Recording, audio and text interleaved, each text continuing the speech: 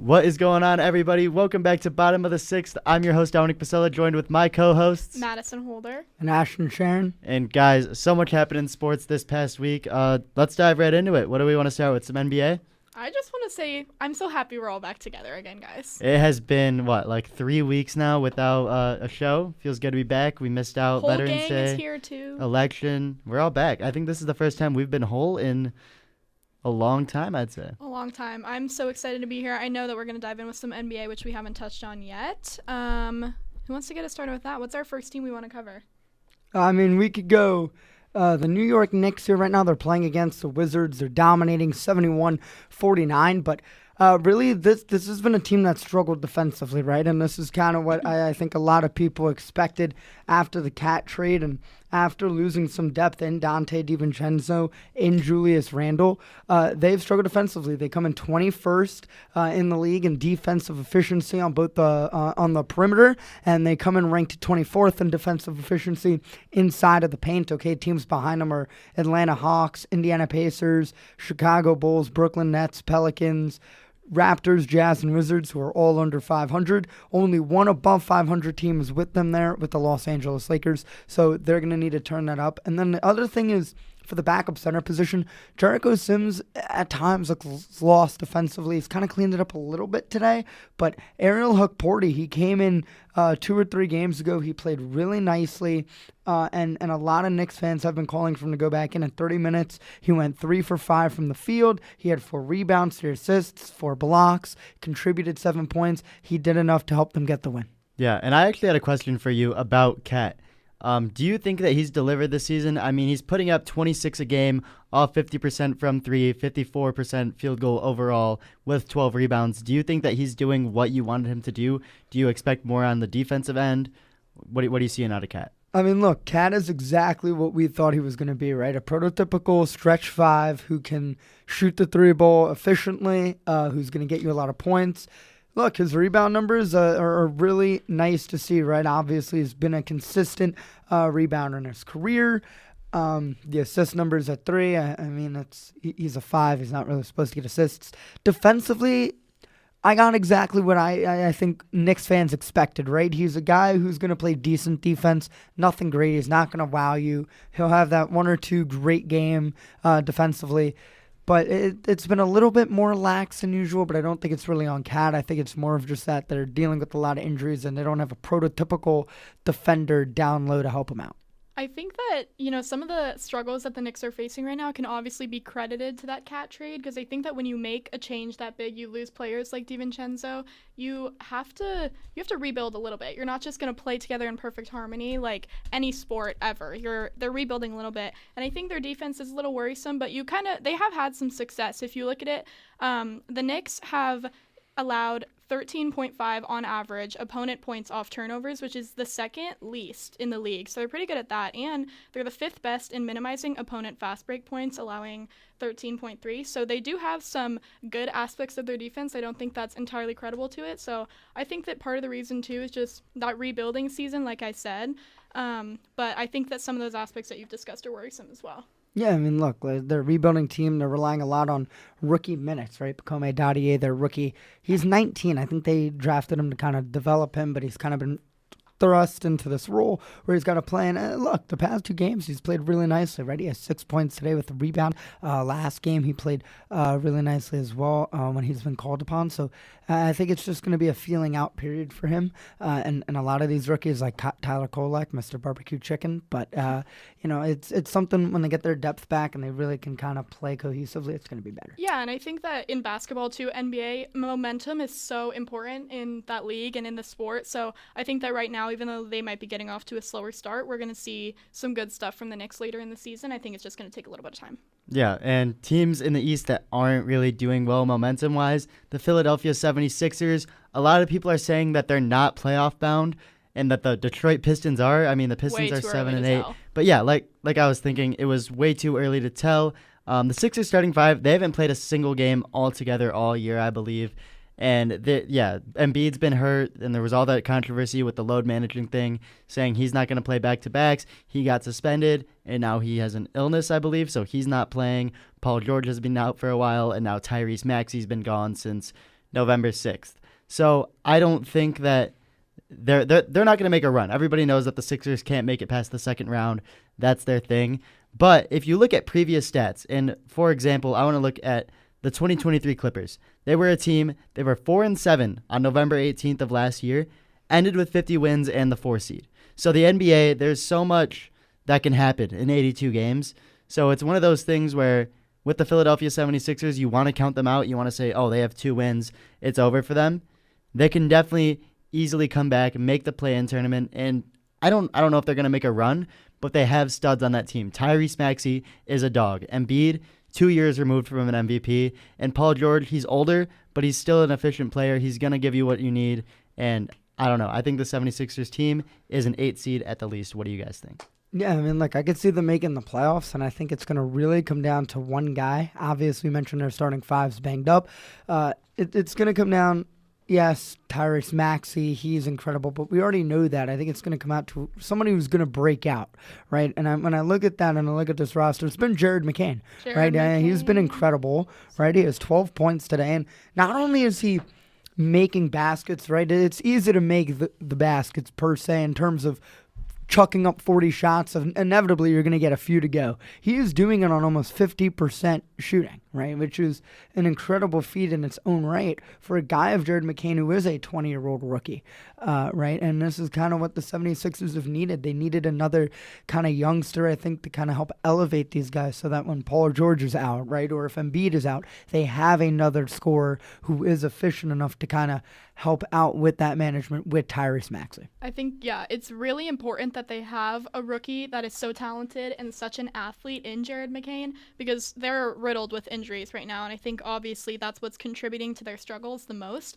But it's just so interesting because, like we've been saying, momentum is so important in basketball. It will change as their starting five starts to kind of rebuild. But it's special and important that they have that athlete in Jared McCain to kind of hold them over right now. But you compare him to somebody like the Pistons at this point in the season, and it's so crazy because the Pistons already have 7 wins, and they only had 14 wins last year. So that's already insane.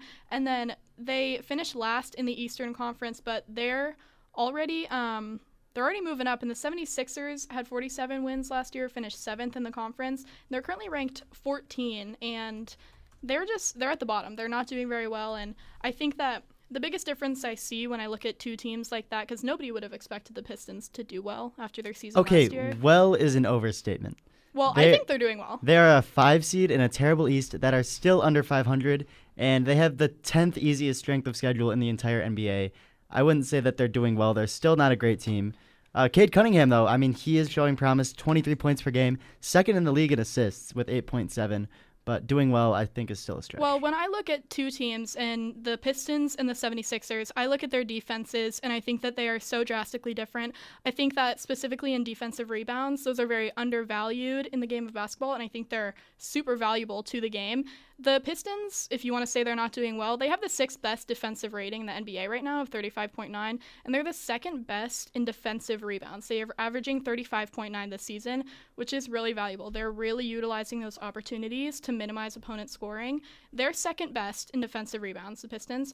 And then let this sink in. The 76ers are 30th in that category. They're the worst in the league. They're averaging 28.7 defensive rebounds this season. So they're not doing well. If you want to compare the two, I think that we have much more to see from the Pistons and the 76ers. There's so many more games in the season. There's a lot to be played. But to say that they're not doing well is kind of discrediting the athleticism that I'm seeing on the court from the Pistons. I mean, athletically, yes. I think Cade is a dog. Jaden Ivey, dog. Isaiah Stewart proved he tried to fight LeBron. He is a dog. But you look at the Pistons, 5 of their last 7 games have come from a margin of 5 points or less. And they just beat up on the Wizards, who are, 2-10 now? They beat them by 20, but is that an impressive win if you're dogging on the Wizards, who are now the Pistons of last year?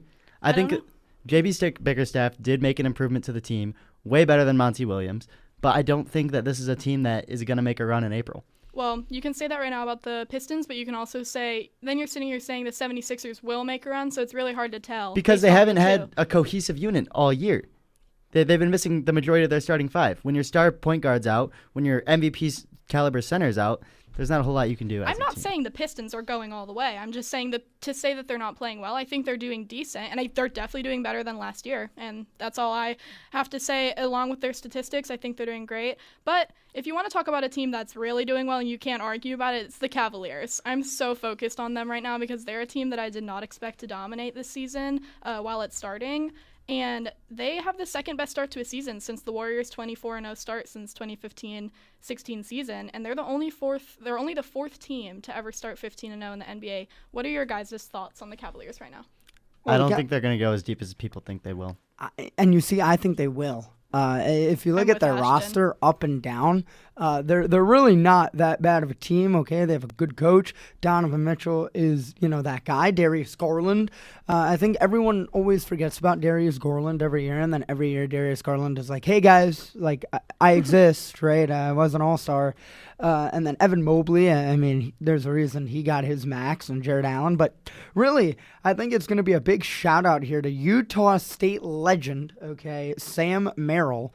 Any Utah State fans out there? I do know of one, Alan Judson. But Sam Merrill has been probably the best sixth man in basketball right now for the Cavs. I mean, he's had games where he's put up 20 points, but he's also had games where he's contributed 5 assists, right, and only 3 points.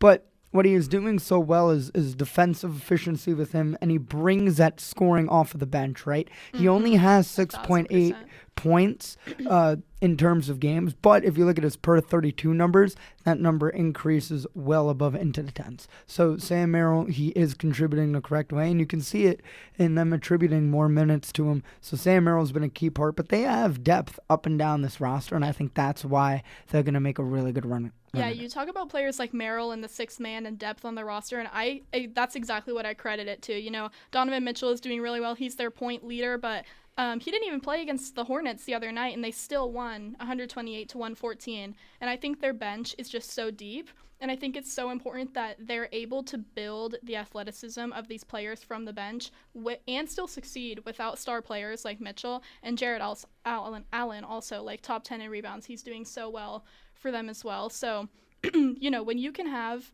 Donovan Mitchell not playing and you still have guys off the bench coming with 23 points, 11 rebounds, 21 points, 15 rebounds, I think just combining their roster depth with their momentum right now is the equation that has them undefeated. Yeah, and Kenny Atkinson, I mean, he's not a coach to sleep on either. He's a very good NBA head coach. He has been for a while, so shout out to him.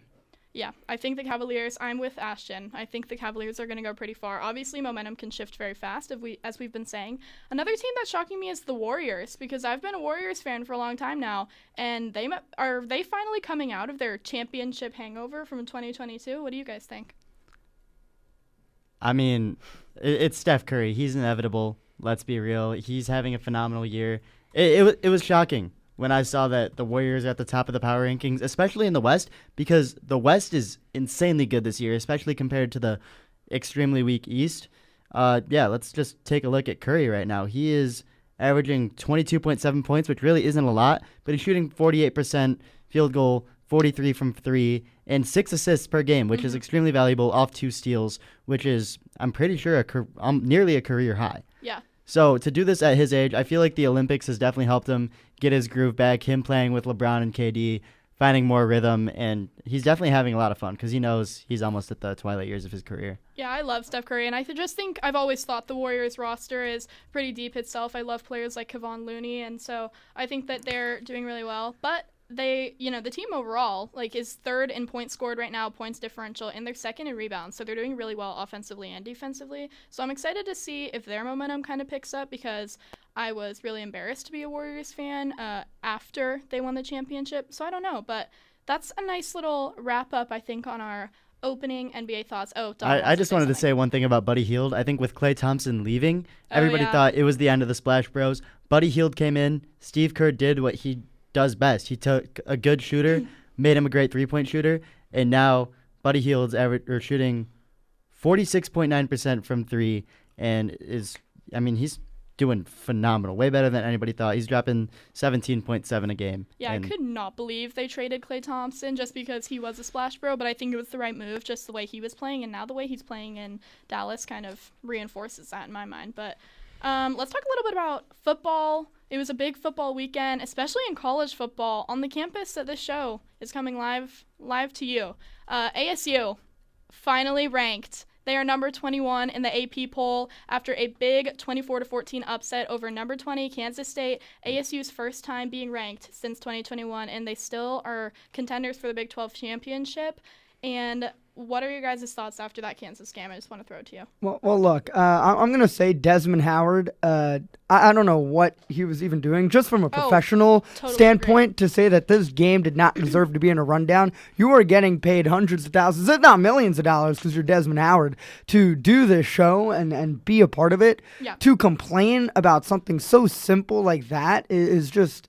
That is unacceptable from a professional standpoint. And then secondly, Desmond Howard, that's big ups by ASU to do what they did, because they basically showed out and said, hey, you were wrong saying we didn't deserve to be on the rundown, because we just beat another ranked team, and we kind of did it with smooth sailing. All I've got to say is that I have a lot more respect for the one person at the table that took ASU. Pat McAfee. We love you.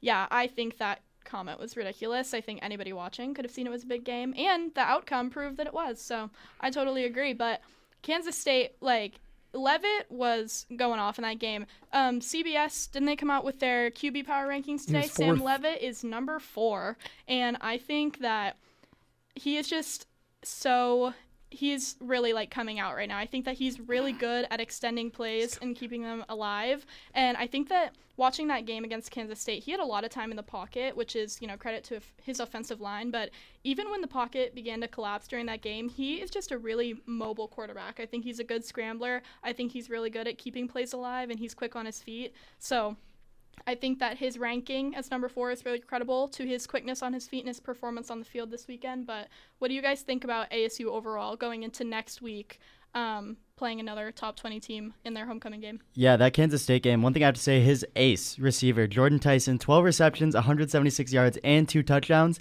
I know fantasy football doesn't exist for college, but if you had Jordan Tyson, that is a game right there. He was Big 12 Player of the Week. So. Oh, yeah, most definitely. And Scadaboo, coming off that shoulder injury, nobody thought that he was going to, be at 100%. He showed it. Ashton and I did the pregame, halftime, postgame show together last week for Blaze, and we were watching Scadaboo just put a shoulder in the guys, and he wasn't really affected by it. Way better than people thought, and he had himself a nice little game too. So coming up for BYU, I think that rush attack is going to be the thing that seals the deal for them, because this game might put ASU into the Big 12 championship. It really just depends on the U of A game and Iowa State and Colorado, how they do going forward. Yeah, I mean, look, I want to touch a little bit more on Sam Levitt, because this is a guy that I don't think gets talked about enough, because he plays for a team like ASU. When you watch him play, it so fluid, right? The way he gets off of his first read onto his second read, the little things he does is so good. When you watch him throw, his arm slot changed throughout the game. On that first drive, he was keeping his arm lower, is leading to it getting batted down. He changed his arm slot depending on where he's rolling out, and that's something that a seasoned pro of a fourth-year college guy you'd expect out of not a redshirt freshman. And Sam Levitt, you look and you say, well, his completion percentage wasn't that great, right? 21 for 34. That's not necessarily true, because half of the incompletions were smart throwaways by Sam Levitt, which is what you want to see out of quarterback. Yeah, he can try to force it and it may be completed and you pad your stats, but I think, for a next level standpoint, NFL-wise, you're going to want to see a quarterback that's not scared to throw the ball away and trust themselves enough in a 3rd and 8 and not forcing that ball. Yeah, I think he's so confident on the field, and I think that is really valuable, and the type of leader that he's proving to be is really valuable for ASU, because when you have a guy like Cam Scadaboo, he didn't score this weekend. He did run for 73 yards coming off injury. Sam Levitt stepped up to the plate, threw for 275 yards and 3 touchdowns. So when you have that kind of depth and you're able to pivot from a really successful run game to a really successful pass game, I think that's really valuable, and I think that Sam Levitt is a stud for them right now. Yeah, and one thing I'm noticing, I'm just looking through Levitt's game log, and his runs per game, his carries, that's one thing he was known for, is being able to get out of the pocket and run the ball. That's gone down. He has been able to stay in the pocket. I think that's an offensive line thing too as well. Making sure that Levitt's protected in the pocket, and his completions have gone up. Maybe not the percentage, but the amount of completions he's had, the amount of pass attempts he's had per game is going up, and the amount of carries is going down. He's becoming more of an actual quarterback rather than this, guy who just runs the ball, because I feel like that was what he was known for in the beginning of the season, was just being able to scramble, and he's showing he's so much more than that. Yeah, and now when he does it, it's more special. But there were other upsets, right? We had Kansas winning, Georgia beat Tennessee. I guess that's considered an upset, I but don't know if I that's wouldn't an really upset. call that an upset. New Mexico upsetting Wazoo, Stanford over Louisville, Florida upsetting LSU, and then South Carolina upsetting Missouri. I think that officially knocks Missouri out. But look, I think Georgia had probably their best game of the season. I think Georgia has some dogs, no pun intended, but I mean, I think they're the most talented team in the league. I don't think that they have... Georgia? Yes, I think Georgia is the most talented football team Okay. in college football. I just don't think Outside that of they... quarterback, yeah. Yeah, I mean, I don't think Carson Beck's very good, but I think that Georgia's very good at what they do. I think Kirby Smart is the best coach in college football, but realistically, they just have not been themselves this year. I think that beating Tennessee really solidifies them as being a top team that deserves to be in the CFP, that I think can win the SEC.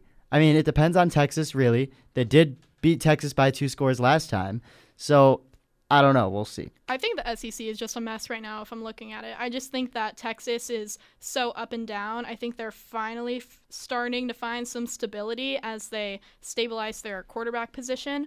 But I also think Georgia started off so strong, and I think they've kind of gone downhill in my eyes. They've taken a decline. I don't know. I don't think the SEC is where it's at this year. I definitely think the Big Ten is where it's coming from, and I think Oregon leads that just because I think that what they're doing coming from the Pac-12 to a conference like the Big 12 or the Big Ten, I think is so incredible. So I think the Big Ten is where my natty predictions are gonna kind of come from. But I don't know. What do you think, Ashton? Yeah, I think there's a chance to make it. I don't really see it. I think it's obviously going to come down to Oregon. I think Oregon probably has got the best shot right now. I think Georgia is going to make the playoff picture. I wouldn't be surprised if they make a little bit of a push, but I really don't see them going forward because of Carson Beck. Yeah, I don't think see he's going to Georgia hinder going to them. Natty. He's basically a wannabe Stetson Bennett, so except Stetson Bennett was still somehow better. I mean, Kirby Smart develops most of his quarterbacks the same way. He's very different from Saban in that aspect. But you look at the SEC, almost every team is 8-2. There's a lot of parity. That's something that we didn't see a lot before in the SEC. So I think saying that the SEC sucks this year is kind of an overstatement. I don't think I said that. But Well, no, but you said that the Big Ten's better. I still think that the SEC I is the most... I think the Big Ten's better. oh, look at that. I think that the SEC is a more entertaining conference because you don't have But one... entertaining doesn't translate to good. talent and records. I think they're the more talented conference, though. I think think you they're- could put the 4th best team in the SEC against the 4th best team in the Big Ten, and the 4th best team in the Big Ten wins. Yeah, I totally agree. I just think that, I don't know, the SEC, I'm seeing a lot more from teams like Oregon and Ohio State than I am from teams like Georgia.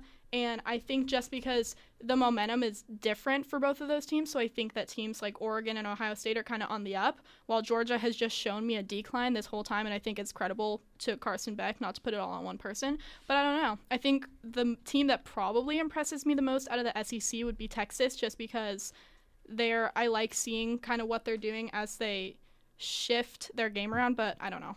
So you really like Texas, but you don't like the team that beat Texas. That's No, what I just confuses don't. me. I don't know. I'm just seeing different things, but I'm just going to stick with the Big Ten argument. I think that the Big Ten's better this year.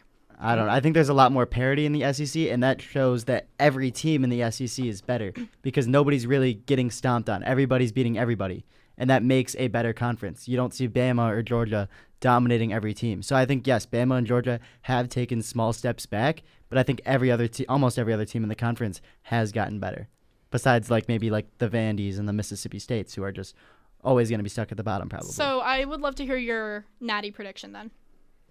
My natty prediction. I think it's too soon to tell. I think I do. I think there's going to be an SEC team and a Big Ten team, depending on the way the dice roll. I don't think that a G5 bid team is going to get it. I don't think Notre Dame. I don't know if they're going to end up in the playoff. They probably are, but they're definitely going to get the at-large bid. So I don't know. I think Oregon's definitely making it there, and then I would probably put Texas there with them. I don't know about definitely, but yeah, they have a solid chance. So just for your sake, I'll say Oregon versus Georgia, and I might have to say a Georgia win.